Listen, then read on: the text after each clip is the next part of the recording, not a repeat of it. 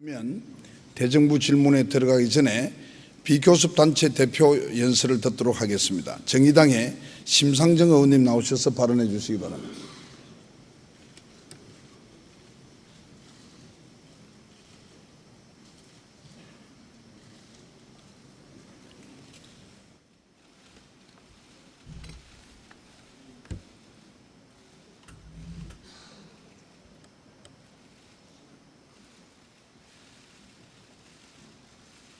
어떻게 나지?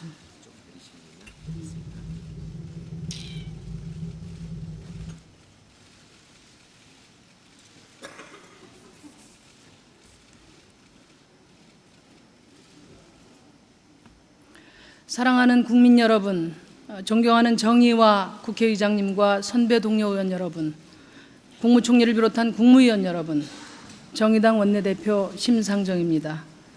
오늘은 세월호 참사가 일어난 지 65일째입니다. 아직도 12명의 실종자들이 차가운 어둠 속에 갇혀 있습니다. 세월호는 여전히 현재 진행형입니다. 박근혜 대통령은 국가를 개조하겠다, 관폐를 척결하겠다 공언했습니다. 정치권에서도 국정조사, 특검, 특별법을 비롯한 여러 정책과 의제들을 본물처럼 내놓고 있습니다. 그렇지만 세월호 참사 희생자 가족들은 잊혀질까 두렵다고 절규합니다. 왜 그렇겠습니까? 그동안 우리 정치는 대형 사건, 사고가 생길 때마다 급조된 정책들을 쏟아냈습니다. 분위기 가라앉으면 언제 그랬냐는 듯 흐지부지 염치 없는 일을 반복해 왔습니다. 요란하지만 좀채 바뀌지 않고 성과 없는 공연불 정치로 깊은 정치 불신을 초래했습니다. 솔직히 저 역시 어린 목숨을 그토록 희생시키고도 교훈은커녕 천하의 몹쓸 정치로 내동댕이 쳐질까 두렵습니다. 사실 유병헌법이나 김영란법 등으로 불리는 세월호 관련 법들은 새로운 것들이 아닙니다. 이미 관련 법안들이 줄줄이 제출되었으나 우리 국회가 방치해온 것들입니다. 국정조사 특검 역시 그동안 수없이 많았습니다. 그러나 그 과정에서 우리 국민들은 정의의 위엄과 신뢰를 바로 세운 기억을 갖고 있지 못합니다.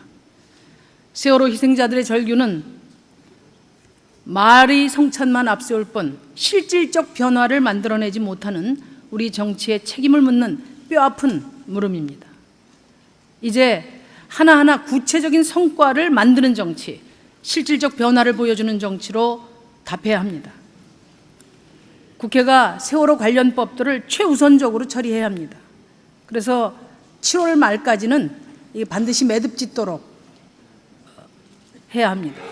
또 진상규명과 책임자 처벌을 위한 국정조사 등의 노력도 서둘러서 집중해야 합니다. 존경하는 국민 여러분, 세월호 참사 이후에 대한민국은 정치부터 달라져야 합니다. 무엇보다 집권 여당인 새누리당이 결단해야 하고 박근혜 대통령이 바뀌셔야 합니다. 거듭된 인사 참사에 대한 국민의 인내는 한계에 다다랐습니다. 이미 만천하에 드러났듯이 문창극 총리 지명자는 뼛속 깊은 친일 매국 사관으로 헌법적 가치와 어긋나는 인사입니다.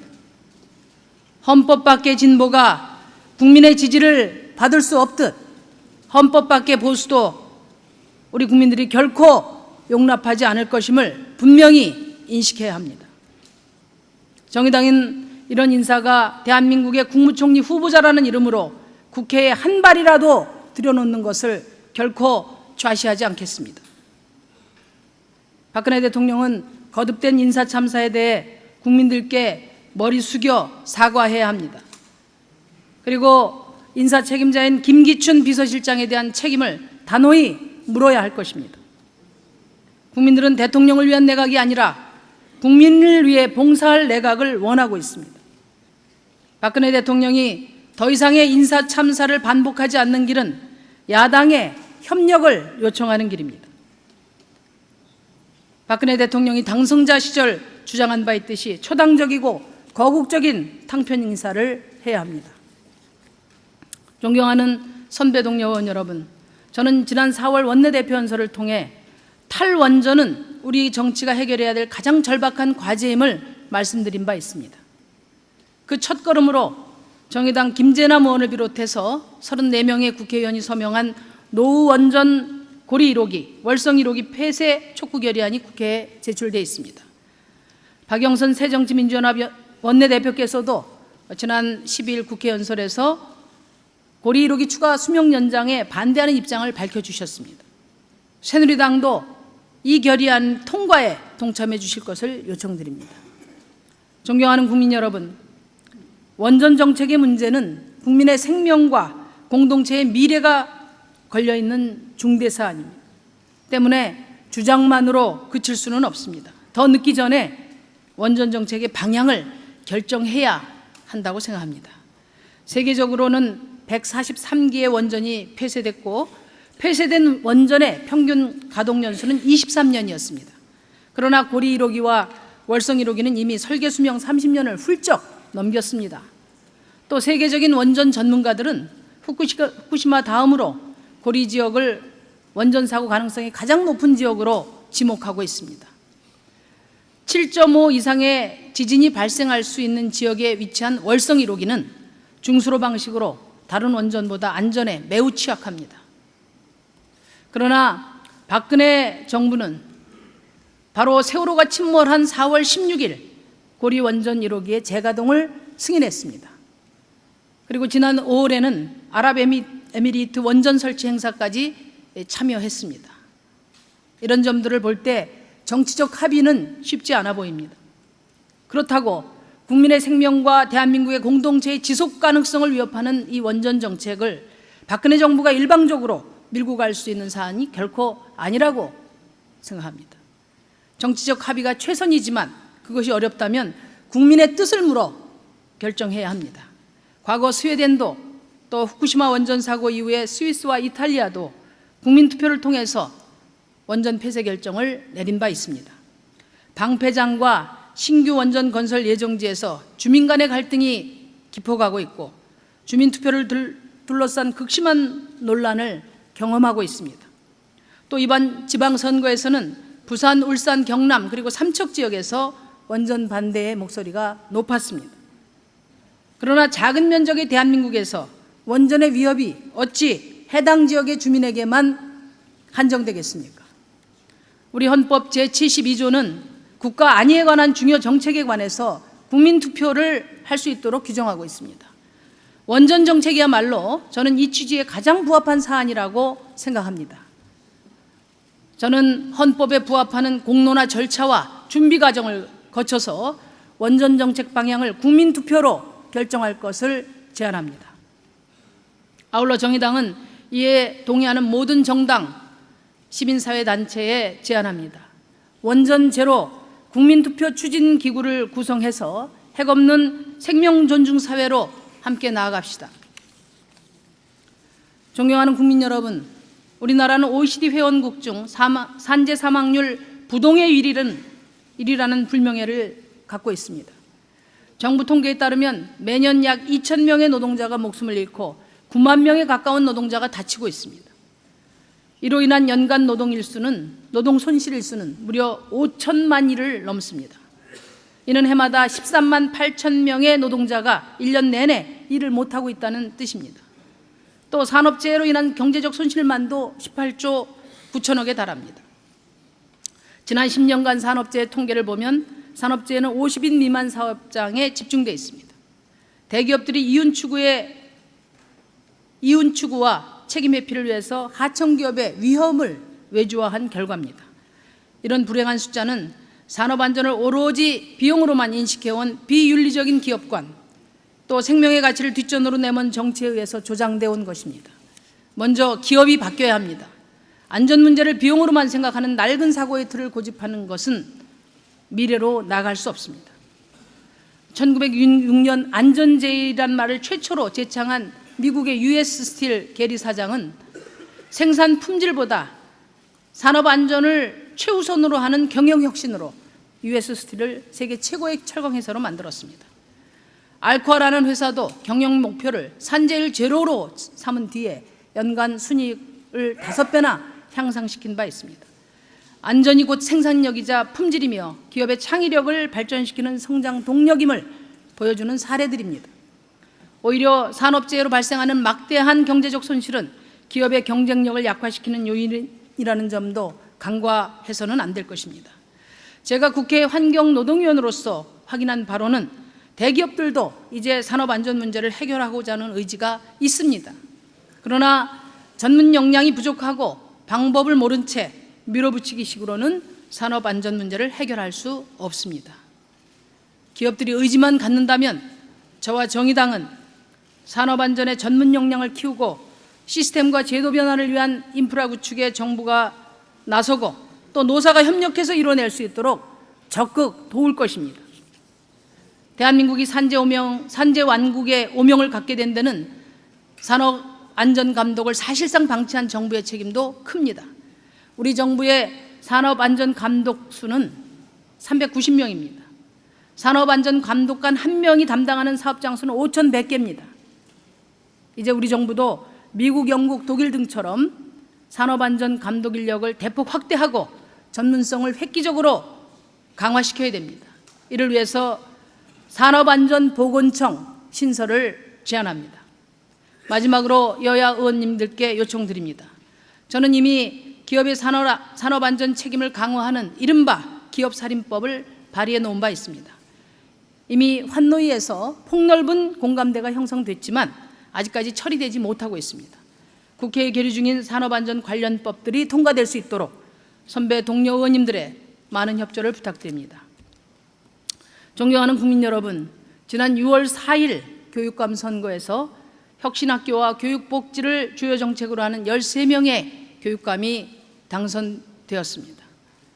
이번 교육감 선거를 통해서 드러난 민심은 이제 모두를 불행하게 만드는 극단적인 경쟁 모델, 더 이상 지속돼서는 안 된다. 또 한 명이 10만 명을 먹여 살린다는 오도된 엘리트 교육이 아니라 우리 자녀들 하나하나의 개성과 잠재력을 키우는 창의와 혁신 교육으로 나가야 한다. 더 나아가서 학벌 사회를 해체해서 개인의 노력과 능력에 따라 평가되는 사회로 나가야 된다는 그런 뜻으로 저는 이해를 합니다. 정당을 명시하지 않은 선거인 만큼 교육감 선거에서 드러난 국민들의 교육개혁 열망을 정치권은 가감없이 수용하고 뒷받침해야 합니다. 그것이 의무이자 도리입니다. 정파적이고 정략적인 이해관계를 떠나 힘을 합쳐야 합니다. 그래서 저는 교육개혁을 위해서 정권으로부터 독립된 국가미래교육위원회 구성을 재차 제안합니다.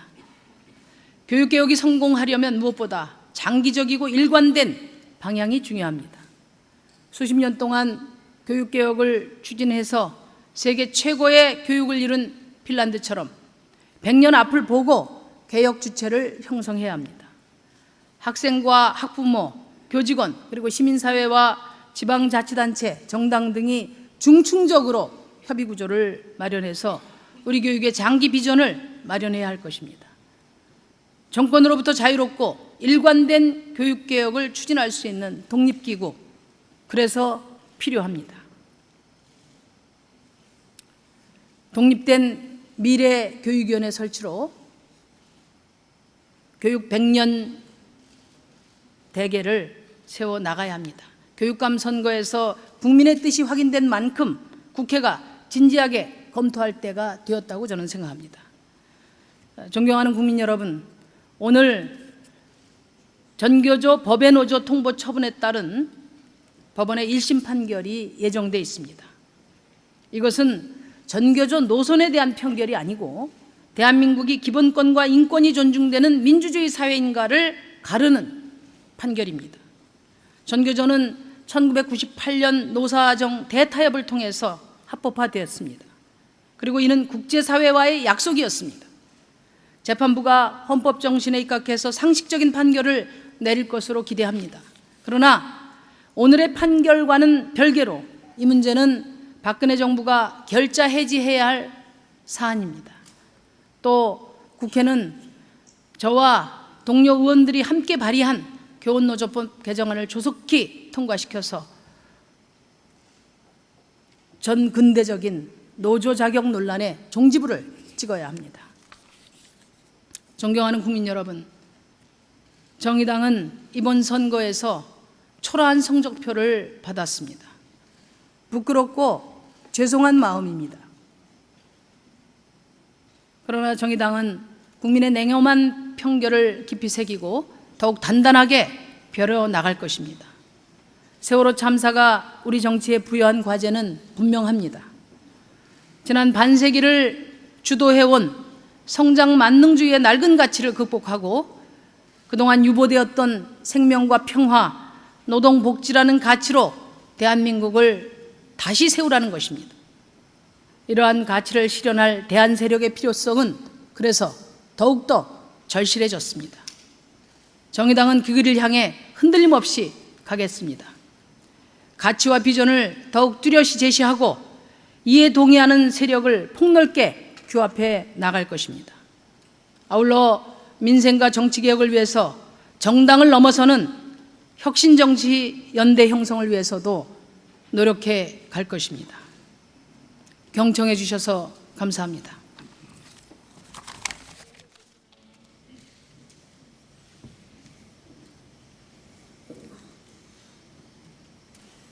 심상정 대표님 수고 많았습니다. 그러면